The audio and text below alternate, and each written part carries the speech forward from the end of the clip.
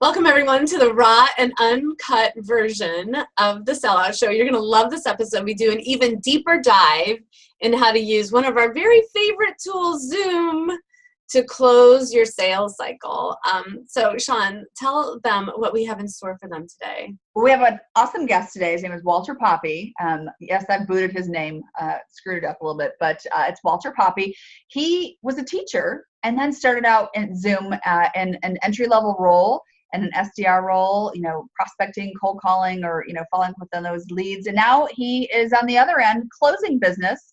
Yeah. And so tells us a little bit about that journey and how he got there. But he does drop some great nuggets on video. So listen, we go a little gangsta, little white lady gangsta on this. Very white lady gangsta over here. But which is why you should watch to the end. So watch this episode of the SellOut Show, raw and uncut. Here we go. Here we go. Welcome everyone to the SellOut Show, where we are always sold out. I am Diana Guerin. I am the Irreverent Sales Girl, and my mission is to bring a dash of dignity and a little bit of rap to the artist. Yes. Hi everyone, I'm Shawn Sandy. I'm the Chief Revenue Officer of the Selling Agency, where we coach humans how to sell to other humans. And I got nothing today. To selling like a gangsta is not working. No, if you're selling like a gangster, you're going to get shot. So, which we're being silly, but actually today we've got an amazing guest. We're going to get started here in a few minutes. Yep. And here's a little prelude to who's coming on with us today. All I want to do, zoom, zoom, zoom, zoom, and a boom, boom. So today, if you couldn't tell, our special guest is from Zoom. Our special guest is from Zoom. Joining us in just a few minutes, we have Walter Pape, right? Did I say his name correctly? Walter Pape. We love Zoom. We could not exist. Our show literally would not exist without Zoom, probably. I mean, what would we do, Shawn? What would we even do? I don't know. We would use interpretive dance or something and use photos to get the SellOut Show message across. Yeah, or smoke signals. I mean, they keep us so 21st century. They do. But not only that, but I mean, man, this has been, I know we have been talking video for quite some time here on the last maybe 5-6 episodes and stuff. And I have to tell you, it's really interesting. The SellOut Show is for boots on the ground, phone in the hand salespeople, but it's made me a better salesperson and a better sales coach too. And we have Walter. You have Whoa. Where are we? What is this landscape? Is this New York? Oh, this is so I'm actually in our conference room. It's called a Zoom room. So let me back out the camera here so you can. I want a Zoom room. Where's my Zoom room? You need one. It's really cool because everything is right here in front of me with this iPad controller. So it's actually just a conference room, but this is just like hardware that you get off the shelf. So it's super, super affordable for like compared to most of the solutions. But my personal favorite is, and maybe do we have these presets? Oh. Is you get to get cool things like this, views of downtown Denver. Wow. It's actually not a bad day today either. So the Rocky Mountains, it's been a little warm here in Denver, but it's going to be changing here pretty soon. So I'm a Boulder girl, so I know. I'm picking up what you're laying down here, my friend. I know. When are we going to go hit the slopes? That's what I want to know. Gotta get my snowboard out of storage. One of those people. I'm a Boulder girl. Well, no. There's a story behind this because I always cross country skied when I was growing up because I was a true Boulder granola girl. And so then by the time I got on slopes, it was way too late for me to learn how to ski, and snowboarding, the learning curve is so much faster. So that's why. But it is I'm actually, funny story. So I actually grew up here in Colorado my whole life, moved away, moved back. And at the age of 32 is when I actually learned how to snowboard. And it is something else when you see a 4 or 5-year-old just whiz by you. And meanwhile, you're like, all right, I'm getting it, kind of. But no, it's a lot of fun. When people ask me if you had any choice what you could come back as, I'm like, I would come back as a 13-year-old boy on a snowboard. Legit. Pipes, banisters, stairs, terrors. Just hitting up the nar. Yeah. Oh my gosh. That is Oh man. Oh, this is gonna be This is gonna be great. I can't wait. Well, that aside, Walter, welcome to the SellOut Show. Thank you for having me. We are so excited to have you here. We have been singing Zoom's praises probably since the beginning when we started. I've introduced it to all my clients, and my clients are introducing it to their clients because video, as Diana says, we're in a visual economy right now, and video is so powerful. So we cannot wait for you to, and we've been sharing stuff all along, but we cannot wait for you to tell us some of maybe those little best unknown secrets about how to use video in your sales process that we haven't thought of, or absolutely some of the features we haven't maybe used. And give us some examples and stories for what you've seen in your sales career and maybe, or, heard around the office from what your clients are doing and using. So why don't you tell us a little bit about yourself and how you're at Zoom and what you do there? Absolutely. Well, again, really excited to be here, and thank you so much for singing the praises about Zoom. I think that's one of the things we focus on is making sure customers like yourself and your people that you're helping out with and clients and people who watch the show are happy with what you are using and just giving a great quality experience. So first off, I want to say thank you so much for all that. I really do appreciate that. So with that being said, kind of a little bit about myself. I've been here at Zoom for about a little year and a half now. Started at an entry-level position, moved into an outbound cold prospecting position, now into a closing role. And before that, I was a teacher for 5 years. So I taught here in Denver, Colorado, and then also in Florida. So very interesting on the spectrum of things, but it's been one great journey here at Zoom, and just really feel fortunate to be able to start my career at a company like this, and one that's on a really great trajectory. Yeah, awesome. I have a quick question for you. What would you say are one or two things that made you a great teacher that you've been able to translate into your sales career? Good question. It's a really great question. I would say it comes down to listening and asking really good questions. I laugh because I don't know what age you taught. I know. I was like, what age were you teaching? But questions, like the questions children ask. So even my own children, I counted one time, my son asked 124 questions before we got to the bus stop in the morning. I'm like, woo, yeah. So great questions. And so I think that that's fantastic that you take that into your sales career, because I don't think salespeople ask enough questions. They just assume. Yeah, no, it's every situation is unique within itself, and I think when you get down to it, and that's where the power of video is, that people want to connect with people anymore where you're just over the phone or you're just sharing a screen, but being able to see that person and notice that somebody's like nodding their head, or you're sitting there going with it. That's a really big process. Or I can tell if you're not paying attention. Looking at their phone. Yeah, exactly. I mean, that's just it. And you can make those connections. And even though I'm here in Denver, other parts of the country, and we're able to see and connect, and I'm in a conference room, you're at your computer, but we're able to still have a great conversation. And I think that's really where the power of video is coming, is you're being able to connect with people and really use what we're able to do. So I really believe that that's where you begin to understand that connection, where for me, being able to listen and really ask those questions about what is it that they're trying to achieve, what are those goals, but then more importantly, aligning what we can do to help them achieve them.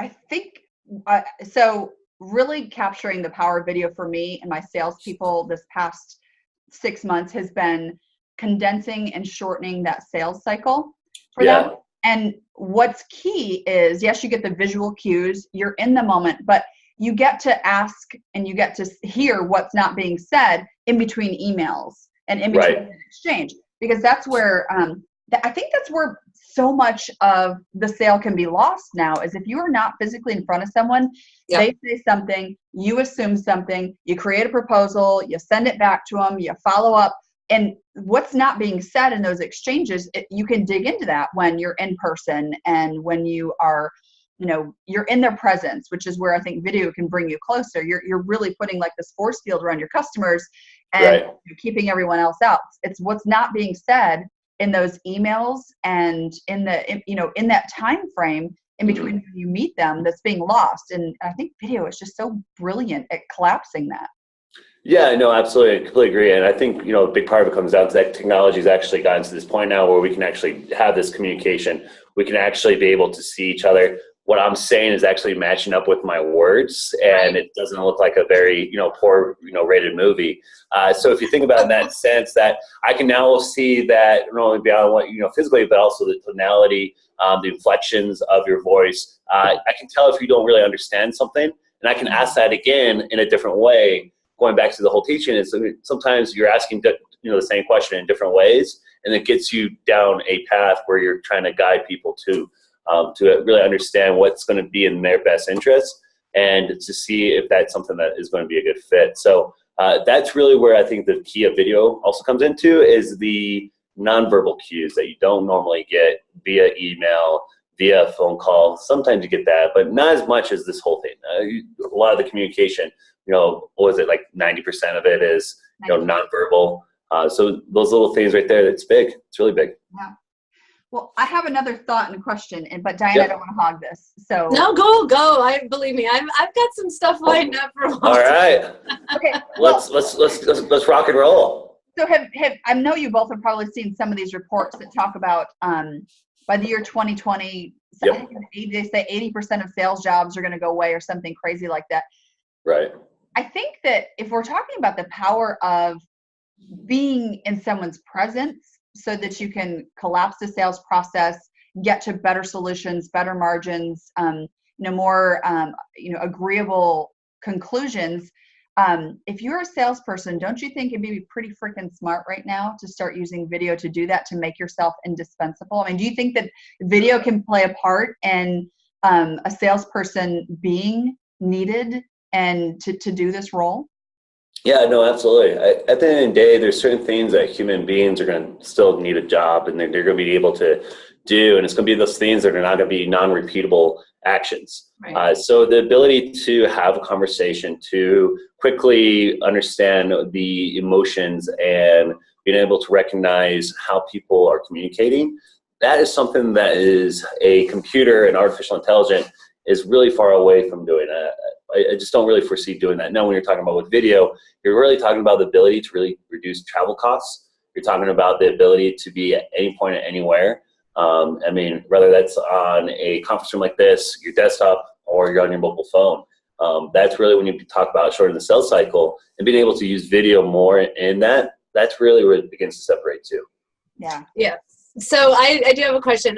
Has there been anything that one of your clients has done with your tool that was a surprise, or like, wow, that is such a, like, your client came up with this really cool application of Zoom? Yeah. Really? You're like, no, nope, so I came up with all of them. Yeah, no. So so we really partner with larger, different companies that ask us for a while, different things. Things I've seen that is just really kind of surprised me is people have asked on how can I use video in the cafeteria so that we can make announcements. How can I use video to make sure that I can, communicate across, different areas. So that way I can really increase the culture of communication across, my dispersed workforce. And exactly like thing that just kind of was like, whoa, that's really cool. I think actually that's what it is. There's a CIO that actually has a Zoom room like this in their car, and they're able to take meetings while they're, going to and from places. Obviously, I'm sure somebody else is driving, and being able to do that. And then also taking meetings. That's not always true. Oh, really? I've never seen somebody do a Zoom room while they were a Zoom meeting while they were driving. Have you, Shawn? Well, I mean, I didn't. It was hands-free. I will just tell you that. It wasn't, capturing, the scenery or anything like that. It was just having a conversation. Yes. She's talking about me. Mm-hmm. Oh man, oh shoot, did you guys freeze up? Oh, crap. We'll just wait. So it's us. There we are. We're back. Hey, you know what? The best part about it is that you and I, our meeting was still going. Shawn, you got to get that internet fixed. Yeah, no kidding. Oh Lord. So what exactly makes up a Zoom room? Like, how do you know that you've officially now achieved the level of Zoom room? Oh, it's actually really simple. Just go get the hardware that's listed on the website, and then it's really, we just provide the software. So it's designed for a conference room or huddle room space.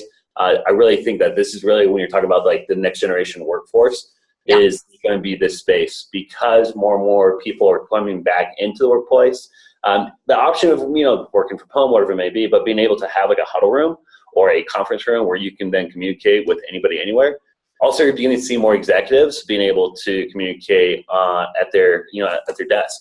So instead of having a desktop, headphones, they just have a microphone and a iPad, and they just hit start meeting. They love it. So it's really being able to really focus on those things. So absolutely.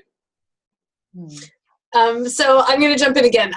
Yep. So I use Zoom all the time with my meetings, not only for this, but also for all of my sales meetings, which I don't know if you know this, but I'm also a sales practitioner. I have 6 clients that I do their sales for them. So anyway, I use Zoom all the time, but I want you to give people some tips, because one of the things that sometimes happens when you're using a new technology is, people can dial into your meeting, or they can click on the link but not share their video. Right. So I would love some of your tips about how to be super effective in a sales call when the only person that's on the screen is you and somebody else's name. So you're kind of, it's like you're speaking to something black, but I think they're seeing you. So what are some absolutely. of the tips to deal with that?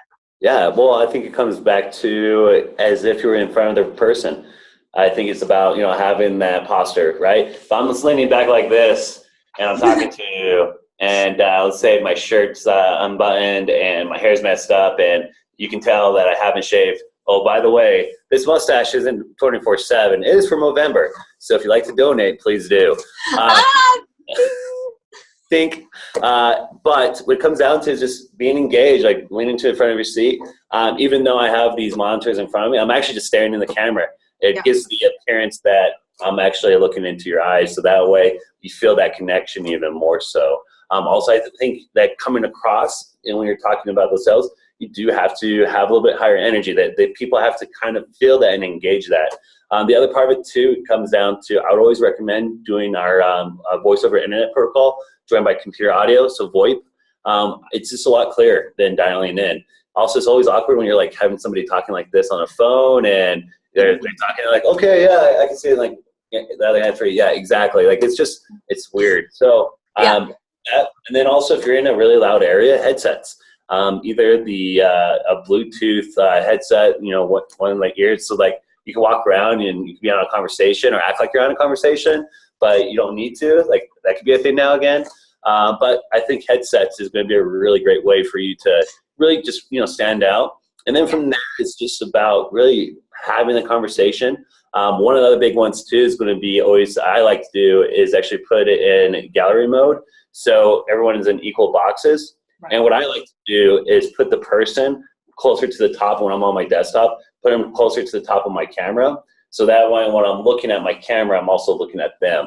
And that's just another little, Wait, you can move people around on your desktop? Yeah, you can. So you actually, if you go in your top right-hand corner, so this would be one of these two. I don't know which one, because speaker view. Yep. And then and so now where it says speaker view, you're going to go to gallery view, and you're actually going to go into smaller boxes. So the really cool thing about Zoom is that we have the ability to go up to 100 participants with all our licenses. We can actually go up to 500, but each of these boxes can actually go up to 25 people. So when you're talking about shortening the sales cycle, you can bring in a whole team and have a conversation, and actually, be able to engage people that are not paying attention, have different conversations, but you really bring everybody to the table very easily. And then from there, you can also, have people join by other devices. other environments. That's really where you begin to say like, well, how can you shorten the cycle? Well, that's how you do it. Yeah. You said one thing I want to make sure people get to is that I hate conference calls. Yeah. Why is that? Yeah, like the thing about that, not having that sort of face-to-face, is that you don't get presence. Presence is so huge. It's not just to read the verbal and that kind of stuff, but if you are the one initiating this call, your energy level can make or break a video meeting. Yeah. Like if you're a dull person, get some help, get some coaching. Not talking about you've got to be crazy, but make sure you're bringing a lot of energy to the call, because that's how that's what you have in person. There's an exchange of energy when in presence of someone. You've got to be able to translate that in video. Make sure your voice, your energy, your background, all that kind of stuff it's part of the meeting. It's what people are absorbing, right? I agree. I also think it's about matching. It's about who the other person is. If they're laid back, the last thing they want is me going after them. And then somebody who's very direct, I got to be direct as well. I think a big part of that too, when you're talking about the future of sales, an AI robot's not going to be able to make those quick, decisions as either. But at the end of the day, I think if you're talking about different parts of a sales cycle, especially around a demo, and this is how I thought about it when I was a teacher, like a little bit of entertainment. They want to be engaged. Right. Nobody wants to sit back and like, oh, this is what the video button does. This is what mute does. Like you're an intelligent adult. Like if you're on this, like, okay, I know that you got that. What I want to know is, what is your business use case? And let me show you how possibly Zoom can help you achieve that goal. And how can we make sure that this is the right solution for you? Yeah. Before we get too far from it, you'd mentioned about nonverbal cues, reading your customer as you're talking to them about nonverbal, but I think it goes the other way too, especially when I'm talking to a black screen, which is remembering that one of the things that it's important to do as a salesperson is to convey that you are credible and trustworthy. Absolutely. And when you're paying attention to your verbal cues, and when somebody's speaking, that you're actually looking into the camera.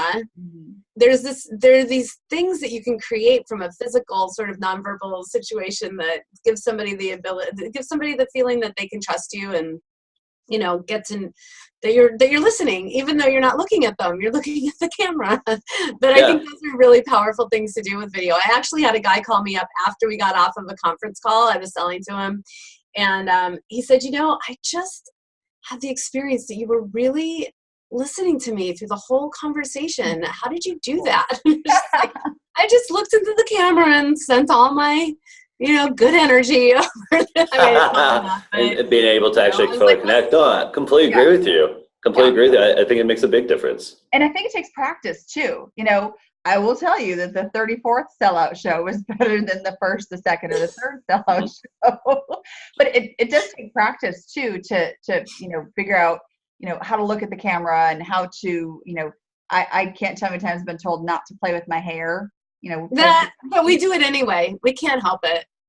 Well, I think you gotta be authentic. I am who I am. I'm not going to be somebody else. And I think sometimes salespeople try to imitate, other really successful salespeople. And I think at the end of it, you have to be able to be yourself. I think you got to find your own inner voice, or whatever you want to call that thing, right?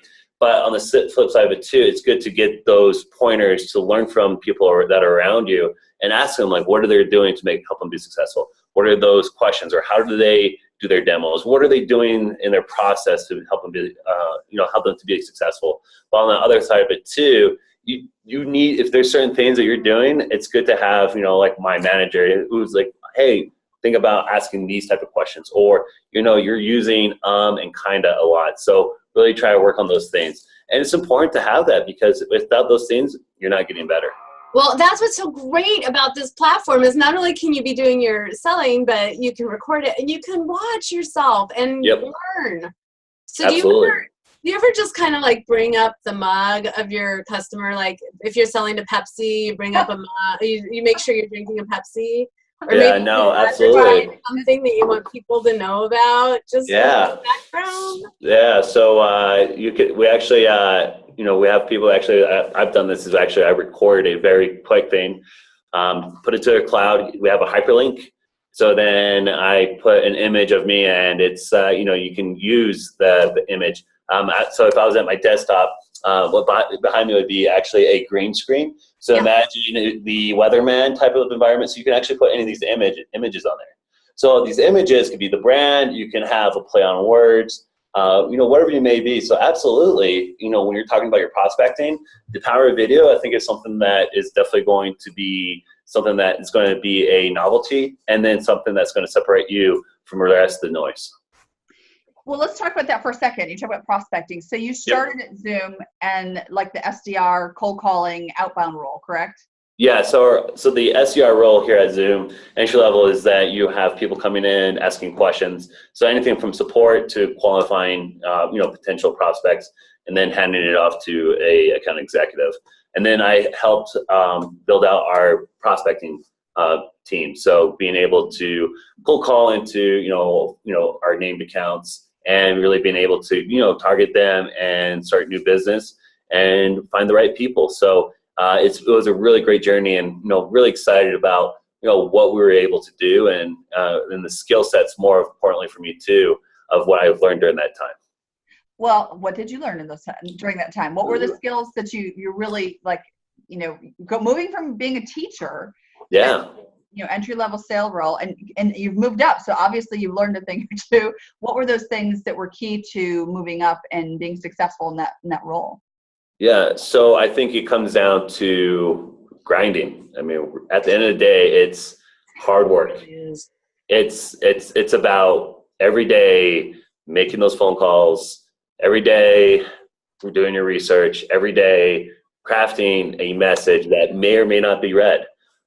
Thinking about creative ways to reach the right person or find out who the right person is, and being okay to have somebody to tell you to shove it, in a lack of better words. So it's one of those things where you begin to understand the hustle and the grind that makes you really appreciate things down the road. But more importantly, it's a skill set and a feather in my hat that allows me now in my new role to now create my own pipeline, to create some revenue that wasn't there before, and be able to continue to add to my pipeline without being dependent upon the marketing side of things, or somebody having a need, but then also being able to be there at the right time. I mean, a lot of it is just timing.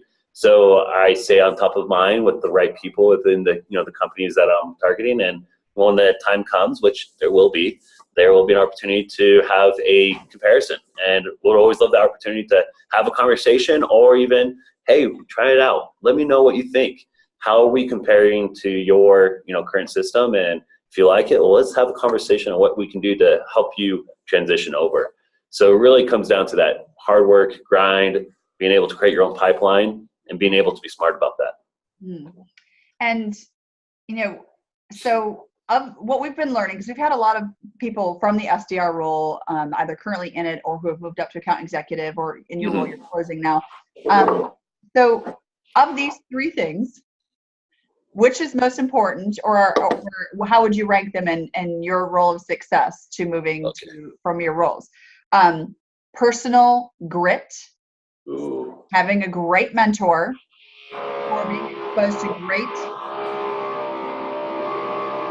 What is that? So I think there's some construction going on. Does that come with the Zoom room? No. All right, I was hoping that this was early enough that we wouldn't get this. All right. Well, you can't tell. I'm blushing. It wasn't me. I promise you. I didn't think it, Shawn. All right. So, which of these three things, if you could rank them as most important in your role and your success, your rise to success? Personal grit. Okay. Having a great mentor to learn from, or having a great training, onboarding, and success plan that your company's laid out for you? I mean, obviously all three are important. Sure. But I want to know which one. So if I have to pick one, I think it comes down to rank them.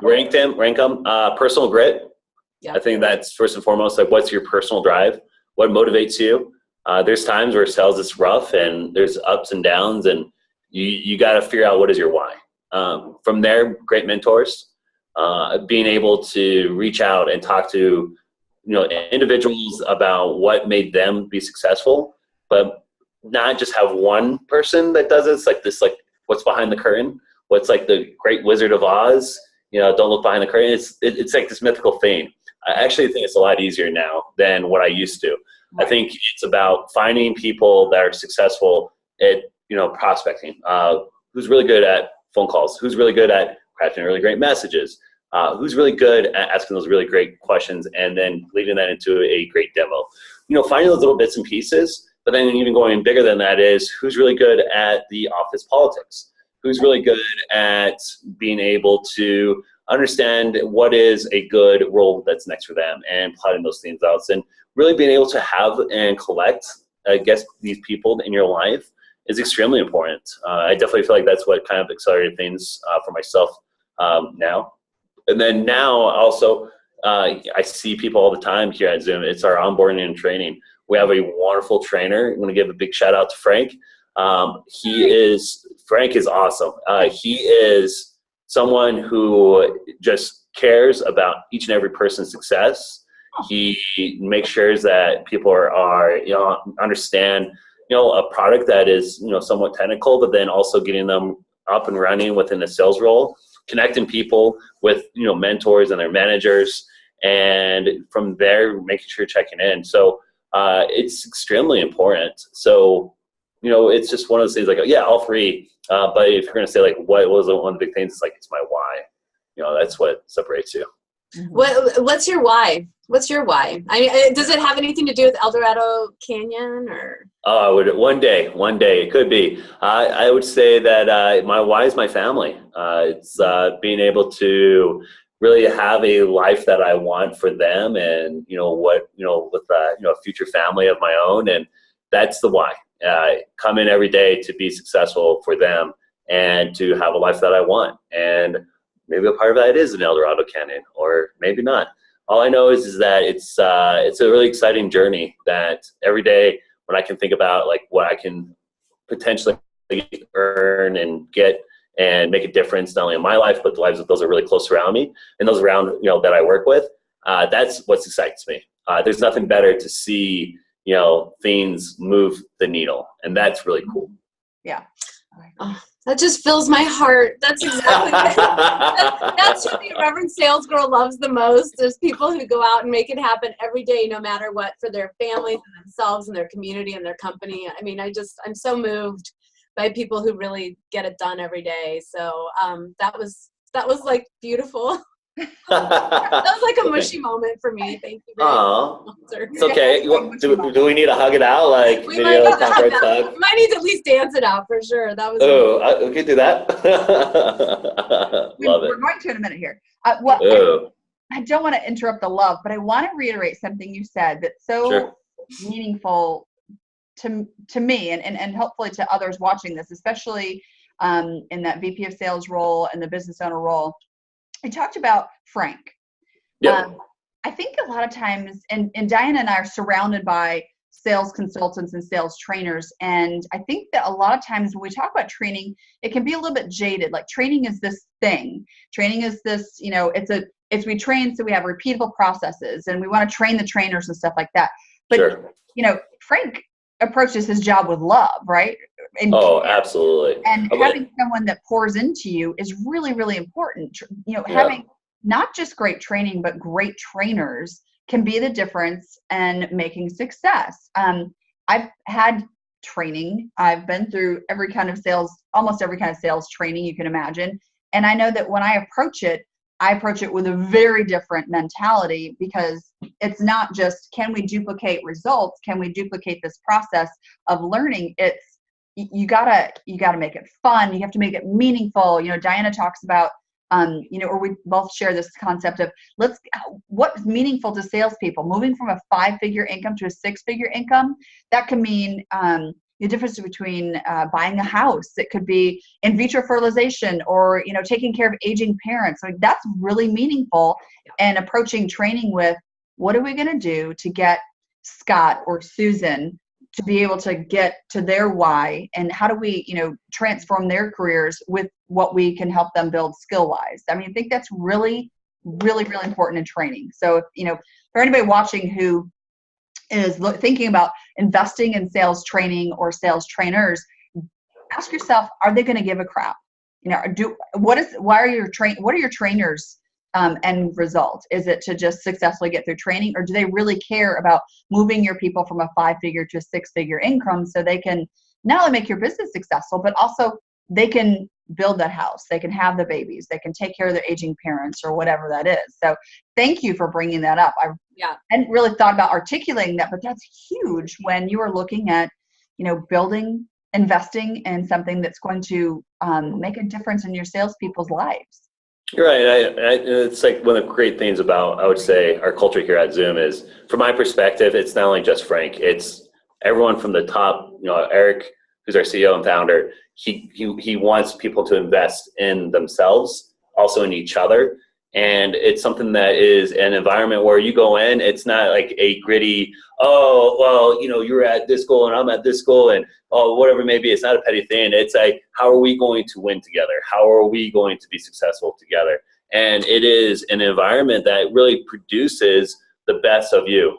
And how do you get better? And it's just it's a really cool environment in that sense that that if you have any questions, you can go and ask people about how do they approach it and what does that look like? And, a really wide experience. When you ask about like, well, what's, been the growth, it's largely because of people I work with, that I can go any moment from somebody who's been in sales their whole life and ask them a question from something that's really simple to a very complex thing, and they'll give me the time. And it's something that it is very, very, I'm very thankful for it. It's makes me, that's like a little emotional moment for me. Well, it's so interesting because so we're releasing an ebook, which is pretty exciting. It's called the Solid 6 Blueprint. Ooh. And I know it's very sexy. Love it. It's the 6 stages that you need to master or at least get good at to move from a 5 to 6 figures in sales. Okay. And the second, so the first element is the foundation, right? And you've already got the foundation. You've got the mindset.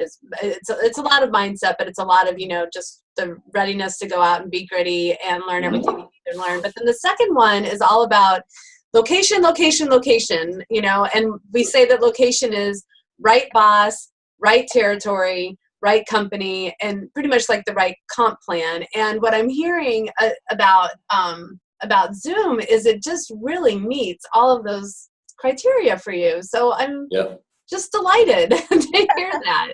I mean, I thought Zoom was cool, but now I think Zoom is even cooler. Yeah, no, it's a really a wonderful place to be a part of, and again, really great fortune. And everything you're saying, right on the point. Yeah, they would be so smart to. I mean, I don't know if they know, but the SellOut Show doesn't have a sponsor yet. Anyway, that's way above my pay grade. Above my pay grade. Disclaimer: above my pay grade. I'm just a spoke on a wheel and a cog. Oh, I'm just playing with you. Anyway. Oh, Shawn, no, you're not. Well, so we do, Shawn, is there anything else you wanted to ask, or should we move into the back of the envelope question, or did you want to play the music? We had so many cool things lined up for you, Walter. Well, we'll do the back of the envelope question, and then we'll have the music take us out. Fantastic. So I have this back of the envelope question. So we started the session before you got here by playing a little bit of music that is very fitting and appropriate. And it got me thinking, and it just sort of got us in a mood. So I have a question for you, and I'm not entirely sure. The mustache is a little misleading about how old you are. So this might show my age a little bit, but I thought, screw it, we're gonna do it anyway. Okay, so are you ready? Let's do it. We'll do a back to envelope question, or like just a little, whatever. So I was thinking about this. Cool. So Shawn Combs, formerly known as Puff Daddy, formerly known as P. Diddy, has just announced he has another new name. He's calling himself Brother Love, and my husband was joking. He's like, yeah, you should call him P. Wizzle, because eventually he'll get to that name, right? Like P. So it got me thinking about music, and there's this rivalry, East Coast, West Coast rivalry. Bad Boy Records, East Coast. Death Row Records, West Coast. Are you East Coast or are you West Coast? That's a good one. So growing up, I was a big Tupac guy. Really like it. But however, my last name is Poppy. So I have a little, like a little place in my heart for like Notorious B.I.G. That's why they call me the Big Poppy. So throwing your hands in the air like you just don't care. Yeah. There you go. There we go. We got a couple. So there it is. So grew So up. you're torn. I am a little bit torn. I mean, there's a special place with with a little bit of the West Coast, but I mean, there's a little thing. Whoa, Shawn. Okay, hey, like I don't want to get in between anything here, right? So. Well, exactly. I'm good thing this is over video. That's all I got to say at this point, because I don't know. There are advantages to doing sales over video. Absolutely. Yeah, I love me some Snoop and Dre and okay, my final question is, who shot Tupac? Do you know? Oh. Really dead? Yeah, I'm not even going to try on that one. Do you know? No. No. It's a conspiracy theory. It is. All right, so we're going to kick this out here in just a second. Fantastic. Thank you so much, Walter. And were you going to play some music for us? Zoom, yep. And we got a little Rex and effects here. Oh, absolutely. Hey, thank you all so much. Do you play this at company meetings? Oh, yeah, we definitely do. Little zoom. Love it. I love it. Absolutely. No, that's good. I like it. Walter, you have just been amazing. The second that we get to our 10,000th subscriber, we will invite you back. So that's time in the next. Yes. Let's make that happen. Let's make that happen. Definitely. Woo, okay. Oh my God, that was so good. I always love when the guests come on, and then it sounds bad. I always love when they leave because then like, whoosh, everything I've been paying attention so intensely, I can just sort of like, wow. And then I can say, I can't wait to watch this again because I know there's a lot of really great nuggets that he dropped that there's so much in this episode. It's so good. Yeah. And Zoom, I mean, we love Zoom as a tool. We love them as a company now too. And you talk about the culture and stuff and that training piece, like, just got me. It was really good. So we want you to subscribe.